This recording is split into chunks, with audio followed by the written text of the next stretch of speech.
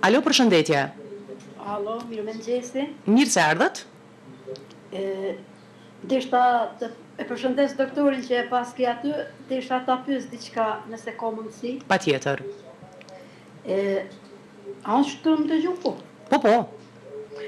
Deshta ta pyes kë më kanë moshën 8 vjeçare, më ka pas shkel kerri.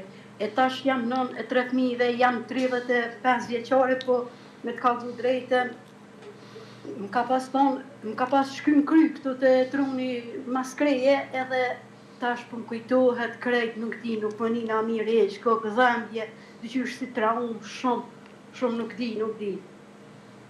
Mund ta pyesësh nëse t'intereson doktor diçka. Nuk po di çka të bëj, a beson që s'di, s'ma besoj kërkosh një farë nervoze, nuk di, ka herë nuk di as ku jam, nuk di qa me bo, veç deshta me marrë një këshill prej doktorit qa me bo. Ma kanë qikë edhe udhëzimin me shku në spital, mu shtremje, po masi fëmija, po më kopë, atë, jo rrallë, po këgja shpesh. Zonjë, faleminderit për parashitjen. Bëhet fjalë për një lëndim fizik në një moshë shumë të re, e cila ka pas edhe pasojat apo edhe pjesën shpirtnore. Është problemi se kjo traumë nuk është përpunu asnjëherë. Dhe një kohë gjatë si fëmijë merr dhe fajson vetën për ngjarjen që ka ndodhur. Ndoshta zonja nuk ka pas mundësi me ndiku në krejt ato momente, çdo që të ketë të ndodhë, gjithë janë përkushtu në trajtimin e saj edhe trajtimin e pjesës fizike, lëndimeve që i ka pësu. Mirë po, ajo frikë, se tash mund me pas atë frikë që është mrenda saj gjithmonë, ka frikë prej makinave, ka frikë me e kalu rrugën, është shumë ma e kujdesshme për fëmijët, për shkak se e ka një përjetim të vetën.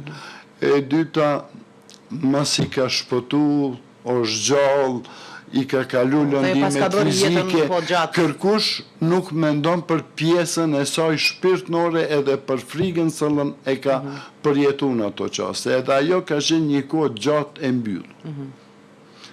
Tash me kalimin e kohës, fillojnë të rikthehen ato kujtime, rikthehen edhe ato pamje, ose qoftë për mesandra, qoftë edhe kur është qut, edhe janë merruse për individin. Janë shtresu me një farë mënyrë.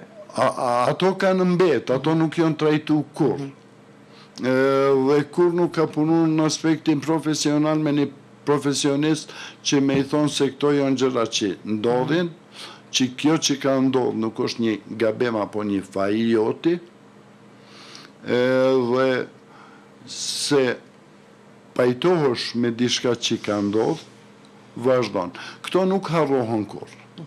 Janë disa trauma me u pajtu me to edhe me u ballafaqu me atë fakt. Se nuk ka qenë fajtori, se është dishka që ndodhë, pa dashjen e saj, edhe me bisedu për atë traumë, qysh ka ndodhë, pse, qysh po ndihesh tash, kur po të kujtohet, qysh po të bën me undi. Gjitha këto që kanë betë mrenda, e gjitha jo energjia emocionale, e cila s'është qitë jashtë asnjëherë, tash përtrupzohet edhe fillon me u manifestu me dhimbje organike, qoftë dhimbje të kokës, qoftë me marramendje, qoftë shumë shpesh kim probleme dhe me lukthin, ashtu që këto shpërfaqen tani përmes dhimbjeve fizike, se nëse i thejmë dikujt se kem një dhimbje shpirtnore, se s'është. Po më dhem lukthi po nëse dikujt i thu, po më dhem koka, po më dhem lukthi, shkojmë të një gastroenterolog të shohim lukthin, të bojmë një CT, se jem prirur me shku me njëherë në gjitha aparaturat, me hy. Një rezonancë magnetike, se ndoshta CT-ja së mjafton, edhe gjithmonë e kërkojmë një arsye fizike, për shkak se dojmë i ikë dhe kjo është ndoshta në rregull që të hiqet ajo ana fizike, por kur e shet që gjithçka është në rregull? Mas kësaj moshe, si kur të kishen diçka fizike, kish me u paraqit edhe më herët. Po tash ka fillu manifestimi në aspektin psikologjik i një vujtje e cila ka qenë një kohë shumë gjatë mosha mbyllur. 8 vjeç dhe